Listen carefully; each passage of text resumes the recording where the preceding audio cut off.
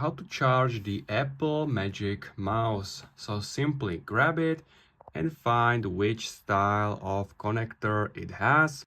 My Magic Mouse has the USB-C connector.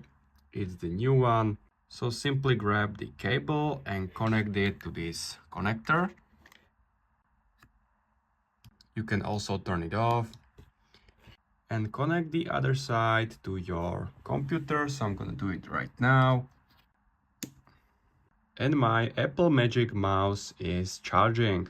If you turn your Magic Mouse on, you can check that it's charging, and you will also see here the percentage or battery percentage of your Magic Mouse. Wait a couple of minutes and you can simply use it. Once you are done, simply unplug the connector and you can use your Magic Mouse. So it was that simple. If you find it very helpful, please consider subscribing and see you next time.